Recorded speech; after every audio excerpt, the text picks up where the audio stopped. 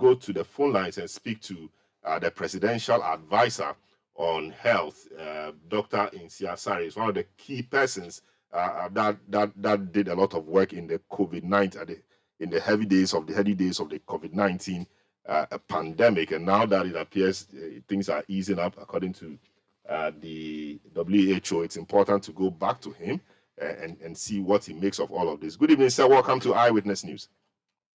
Good evening. Yes, very well.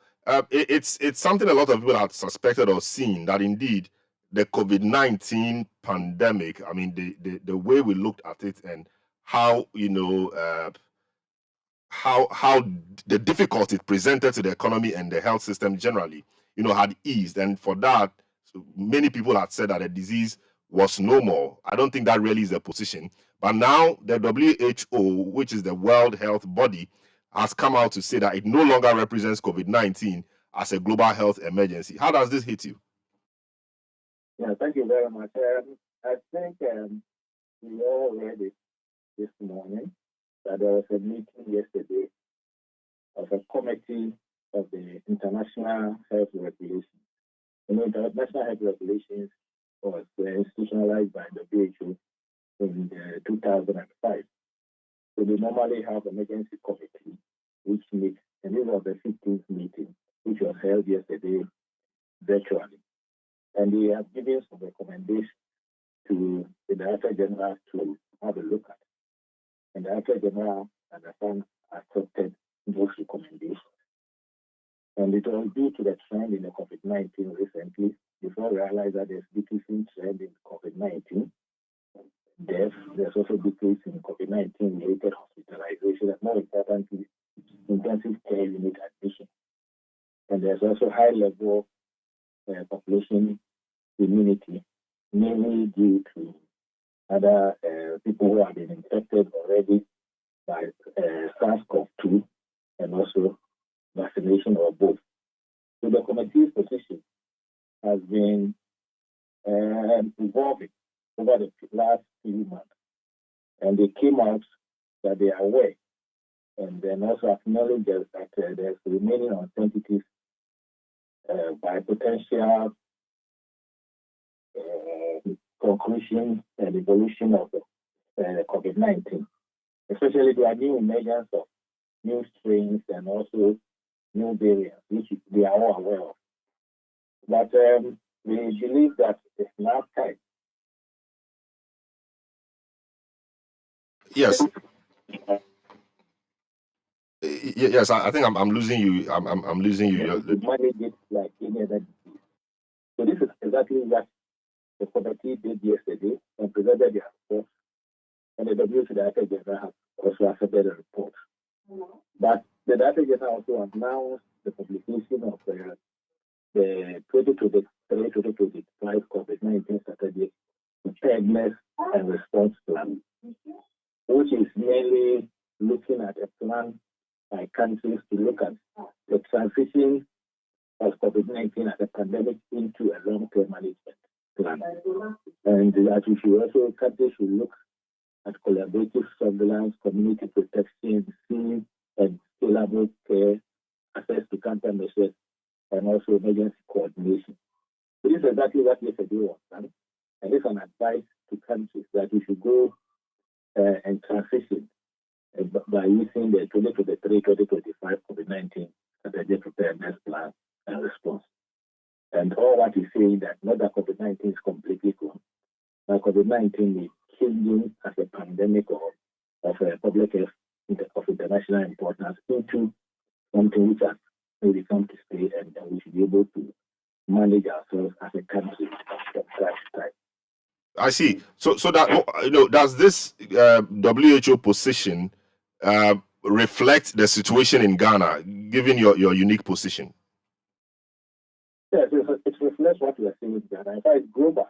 If you look at the figure that we are seeing on daily basis or weekly basis, there is a continuous decline. We have a very few cases. Some days we have only about 1 case or 0 cases, and we've been looking at this. But not that people are not getting COVID, but in this country and also all over the world, that people understand what COVID is. know what to do when there's COVID. Almost every health worker, from the chief center to the teaching hospital, knows that if somebody has COVID, these are the signs and symptoms, and this is what the management is supposed to be done. And we're also aware that people have been having infections, they know where to go and what to do and what to take. And more importantly, for some months now, we haven't seen any COVID-19 related deaths. We haven't seen our intensive care units being overfilled with patients. We haven't seen people coming for hospitalization. We know that there are some few centers where they do OPD attendance for those who are having signs and symptoms and being tested to be positive.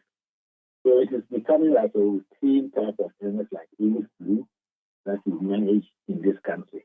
And that if you look at all these things, the fact that we are not seeing so many deaths, and the fact that our hospitals are not overwhelmed, but our concerns are that we shall have to continuously be doing repeated publication of the deaths and also hospitalization so that we don't lose sight of whatever is happening. It should become part and parcel of our reporting system, both to the policymakers and also to the WHO. And there's also some concerns about our surveillance. And then the WHO has realized that there's also some decline in the people reporting weekly.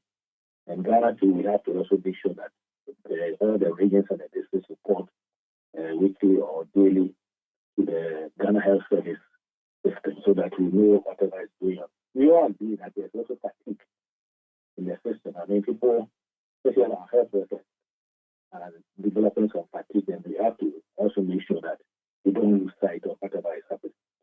So far, I believe that the same thing which is happening globally is also happening in Ghana, and I'm sure to also our neighbors around us.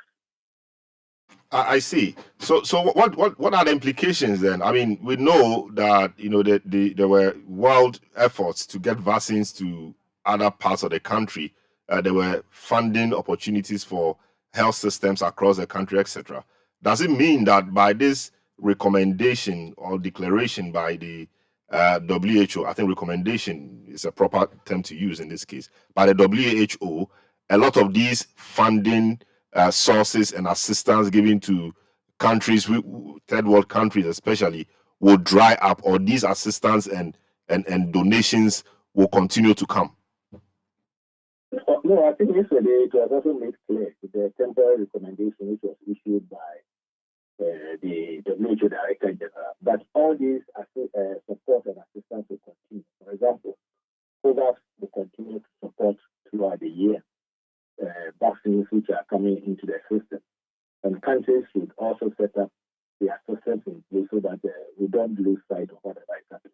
So the assistance will still continue while we wait for another committee to meet to come out with the actual recommendations from the health committee. So there's a temporary recommendation by the committee, and there's a need for further review by the IHR review committee so that they can advise properly for what is going to happen, the standing recommendations for a long-term management of SARS-CoV-2. So it's going to continue at least for this year. That is what the statement which came from the WHO says. It's not going to stop. I see. So what talking about our own local situation, what can you tell us about the vaccine uptake now? Are people still taking the vaccines? Are the vaccines available for people to take? What happens if we run out of this consignment? Will government still go and procure more because COVID-19 has come to stay? Or government will say, okay, once this consignment is done or is finished, that will be the end because it is no more a health emergency? Yes. In fact, one of the recommendations is that the vaccination should also be made as part of our routine vaccination that we have in the country. Yeah, the vaccination, the drive for vaccination is still there. The number of people who are assessing themselves for vaccination have gone down considerably because a lot of people who need to be vaccinated have been vaccinated. But we have also been doing regular vaccination drives throughout the country to make sure that people take the vaccination. But as I said, the good thing is happening is that there's a high population level immunity from the infection and with the vaccination. So the two of them have come together to help us to also develop an evidence of risk to human health has been also been a bit low. And the global risk assessment remains high anyway. But because of the high immune population level immunity and also the vaccination. So the vaccination will continue. Government has already, and as aware, have committed itself to some number of vaccines that has to come into this country. We don't bring all the vaccines at once into the country so that some of them get expired and they will throw them away. So from time to time, we will be getting vaccines as we need, and then it will not be a problem for the country. I see. So what will be your word to the public? Hearing this, many people will say, okay, it's over. We can drop our guard, do what we want, live life as we lived before. Will you say that life really can go back to normal? I mean, normal days before or the times before COVID? Yeah, that's what we are trying to do, so that we make sure that life goes back to normal, like when there was no COVID. So what is going to happen is that we will sustain the national capacity gains that we have already received for future events. And COVID-19 has also assisted us so that we know how to fight any emergent pandemic in the country, which, you are aware that we have a scare of Lassa fever, Marburg fever, that we were able to quickly work on it and make sure that we contain it as quickly as possible. We also try to, as I said, to introduce COVID-19 vaccination into the live COVID vaccination program, so that there will be no vaccines around for us to give vaccines to anybody who needs to be vaccinated. And then we will bring together information from all diverse respiratory pathogens through our surveillance data system to allow us for comprehensive situation analysis awareness, and then continuously also be educating the population, and then do stereo surveillance and surveillance of selected animal populations, and then also continuously be doing surveillance, because already, if you look at Ghana, we have places about 12 or so places where we do surveillance for respiratory illness like flu and other pathogens. So we continue that. And then we prepare ourselves for any medical countermeasures to be authorized within our national regulatory framework, so that we ensure long-term availability of supplies when we need it. And more importantly, we have to continue to work with the communities and their leaders. So even though maybe it may not be public health emergency of international concern, but we will not lose sight of it and make sure that the system that is in place at Ghana Health Service continue. And then we continue to, what we have to look at, which we are going to look at very quickly, to look at the remaining COVID-19 international travel measures that we put in place. And remember that at first our ports of entry, both the airports were all closed. We opened the airports, we started testing at our especially for the international airport, and then for all passengers who were coming there, we started restricting it to those who are not vaccinated, and we have to have a second look at it. What do we do? Is it only for we have to maybe lift everything and let everybody come into the country? So the technical team needs to look at it, and then I know that when the technical team looks at it, we also try to advise our principals, and then most likely all these restrictions that they put in place will also be revised and so that people can travel in the country. But more importantly, we have to also continue to support research and make sure that we reduce transmission, improve vaccines, reduce transmission, and have broad applicability to understand the full spectrum incidence and also the impact of the COVID-19 coordination condition in the country.